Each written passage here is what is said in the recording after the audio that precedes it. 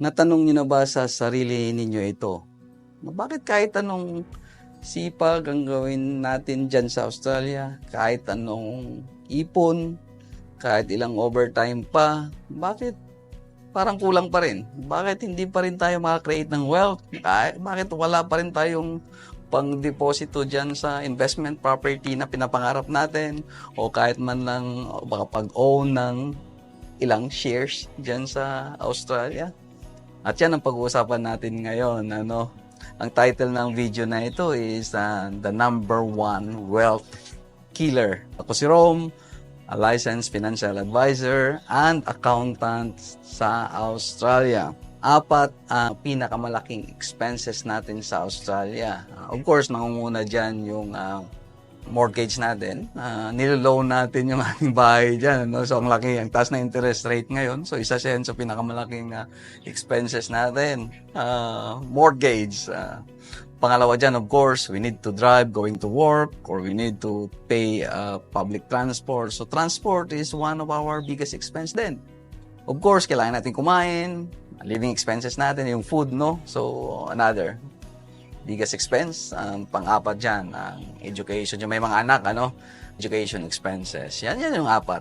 Pero sa 4 na yan, ano ang wealth killer? Ang tawag ko sa car expenses is a wealth killer. So, pinapatay nito ang wealth creation natin. Itong expenses natin sa kotse. So, pag-uusapan natin siya, of course, as a disclaimer, kailangan natin ng sasakyan. Kailangan natin ng transport going to work.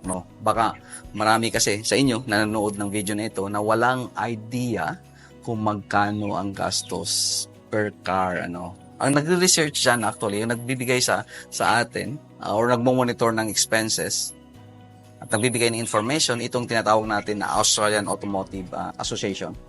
Ito ang organization na nagbibigay ng information sa gobyerno natin kung magkano per family ang nagagastos sa sasakyan. Sabi nila, ang Australian daw sa isang pamilya, on average, ay merong 2 kotse. So, bawat pamilya, so maring makarelate kayo, maring 2 ang kotse ninyo, kung mag-asawa kayo. Of course, kung single ka, maring 1 lang ang kotse mo. But on average, dimension na 2 sasakyan per family. Ang isa dyan, sabi nila, is bago. Ang isa dyan is medyo luma na. Parang, di ba, maring binili nila yung sabay na bago, tapos lumuma ang isa, pinalitan ng isa ng maring brand new din. So ganun kami din at that time, mapasok kami sa trabaho pareho, 2 kotse ang bibili natin, di ba? So, on top of that car expenses na binili natin, of course, kailangan natin i-drive yung kotse na yan, di ba? So, magkano yung gagastusin natin sa 2 kotse na yan per family, according to research, ang gasolina, ginagastos, medyo naging mahal yan during pandemic, di ba? Actually, mahal na nga rin ngayon, So, for fuel, diesel man, fuel, maaaring may mga nag-electric car ngayon, pero hindi siya part ng discussion nito. Wala pa tayong research dyan. This is a 4th quarter na research ng Australian Automotive Association, So, watch out for our next video if in case, na if interested ka sa electric car. For now, fuel or diesel man o gasolina, ang expense per family is 102.25 per week. Sa isang taon, gagastos ka ng 5,317. Kinalculate ko siya ng long term, ng 5 years without considering any inflation. So, I just multiply the 1-year expense times 5. 26,585 sa gasolina pa lang ang magagastos ninyo. Majority ng Australians may car siya, pero may car loan din siya Inuutang natin ang sasakyan. So, ang repayment daw, sabi nila, on average, nagbabudget per family ng 190.21. Sa isang taon is 9,890. Sa 5 taon, car loan repayment is 49,454. So, halos 50,000, dollar ito, na Australian dollar ang pinag-uusapan natin, ginagastos ng pamilya sa car loan repayment sa 5 taon. Insurance, yung mga kotse natin, ni-insure talaga natin, di ba? Mas pina-priority natin ito kaysa sa buhay natin, kaysa sa life insurance and income protection. Lagi tayong may car insurance. 38.85 ang gastos natin dyan per week, 2,020 per year, and then long term for 5 years is 10,101 ang gagastusin natin. May kotse ka, i-maintain mo yan, of course, no? So may maintenance expense yan. Change oil, of course. Oil filter, brake pad, di ba? Kung ano-ano man na expenses sa kotse na yan, no? On average, you have to budget 34.66 per week. Sa isang taon, 1,802. Sa 5 taon, actually gagastos ka to maintain that car is 9,011. Registration and licensing. Di ba? Every year, kung sa Melbourne ka, makakatanggap ka ng sulat sa Vic Roads, i-renew mo ang registration mo. No? So, dalawang kotse na may-ari ka. No? Mag-budget ka ng 31.01, 1,612 per year. Sa 5 taon na dinadrive nyo yung dalawang kotse na yan. 5-year expense is 8,062. Toll fees, di ba? No, maring hindi ito applicable sa mga country, Victoria, country New South Wales, o kung sa iba-ibang state, no. Tolls, medyo mahal na rin yan dito ngayon. Taga-Melbourne ka or taga-Sydney ka, you need to budget 13.72 per week sa isang taon, with 713 sa 5 taon, 3,567 ang maaari mong gastusin sa toll. Ano? Roadside assistance, parang premium ito ng insurance. Lagi natin kinukuha ito, di ba? Baka kasi mas stuck ka sa daan. We have a roadside assistance na part ng insurance. On average, 2.36 per week. Medyo mura siya as compared to other expenses. Pero 122 pa rin yan per year and 613 every 5 years. Kung nakikita mo siya, on long term, maaaring per week, parang liit lang niya. So, i-multiply natin, natin siya, 5 years natin na expense, di ba? As a financial advisor, lagi ako kasi ako kinakalculate ko siya in a long term, including investment din. So, including expense din, di ba? I-try natin siya i-calculate. Magkano ginastos natin dyan sa dalawang kotse na yan is 107,393 Australian dollars, no? So, maring may mga viewers na taga-Pilipinas. Tingnan nyo naman kung magkano naman ang gagastusin nyo dyan sa kotse na dinadrive nyo. No? Pero kami dito sa Australia, 107,393. Doon pa lang sa expenses na nabanggit. Wala pa diyang mga improvement na, di ba? Kung pinapahugas nyo pa yung kotse na yan, di ba? No? So, cleaning materials. Hindi ko na siya finactor dito, no?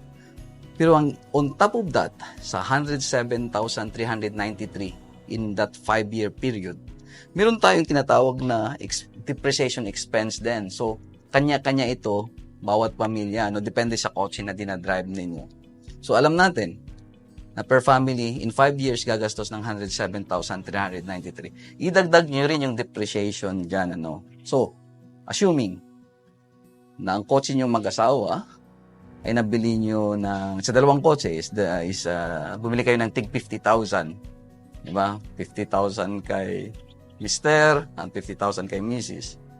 Brand new nilang binili. In 5 years, gagastos sila ng 107,393. Pero yung brand new na kotse na yan, maring after 5 years, maring 20,000 na lang yung value ng kotse ni Mr. and 20,000 na lang kay Mrs. So, may depreciation expense rin sila na 80,000. Diba? Bakit pinafactory natin sila? Kasi bumibili ka ng depreciating asset. So, ang ibig sabihin nito, yung presyong bili mo is after 5 years, hindi na siya ganun ang presyo. So, parang may 80,000 sila na gastos sa depreciation expense plus 107,393. So, almost 200,000 in 5 years ang nagastos nila. So, something to reflect, something to consider na bakit after 5 years hindi pa rin tayo nakapag-invest, nakapag-ipon, So, maaaring 200,000 is napunta sa kotse. Of course, disclaimer, kailangan natin ng sasakyan, So, pero, anong klaseng sasakyan ang kailangan nating bilhin, Or, maaaring makapagtipid din tayo sa ibang expenses, So, merong mga tao din na walang sasakyan, maaaring nakatira sila sa malapit sa pinagtatrabahuan nila, or ayaw lang talaga nilang mag-drive. So, nag-run ako ng konting calculation. Assuming na yung taong yan is walang kotse, o yung pamilya nila is walang kotse, on average, per week, ang ginagastos natin na may mga sasakyan is 434.77. Assuming na in-invest nila yan sa ASX 200 na nagre-return ng approximately 10%, yung pera nila na instead the kotse, is magiging 146,347 in 5 years din, di ba? So imagine that, no? So from buying a car na nag-depreciate ng 80,000 and then gumastos ng 107,393 as compared doon sa walang sasakyan, di ba? Ano? So ano ang dapat gawin natin? So I advise na alam ko kailangan natin ng sasakyan. So if you can, no? I know driving a brand new car is maganda, no? Nasubukan ko na rin yan, no? Pero yung sweet spot niyan actually is 3 to 5 year old. If you buy an old or used car, no, na around 3 year old to 5 year old, it runs like brand new, pero approximately na absorb na ng previous owner yung depreciation niyan, you know? So, maaaring nakatipid ka ng konti dahil nabili mo siya ng mura kasi hindi brand new ang binili mo. Something to reflect, something to consider, of course, no? May advantage din ang driving, as mentioned, no, yung new car. Or shop yung insurances, di ba? So, maaaring review and shop, maaaring makamura ka sa ibang insurances. Ang importante dito, aware tayo kung magkano ang ginagastos natin sa ating sasakyan. Check nyo yung bank account ninyo. Maaaring hindi kayo aware, or check nyo yung insurance nyo. Maaaring, di ba, automatic debit lang yan. Maaaring in-increase lang yan and then you keep on paying. Maaaring may nagbibigay ng murang insurances din, no? Registration, licensing, wala tayong magagawa dyan. Ano, automatic yan na binibill sa atin ng gobyerno natin. So hindi tayo maka-discount. Maaaring pwede tayong mag-payment plan, pero discount maaaring. Except sa, of course, sa mga senior citizen natin. Ano.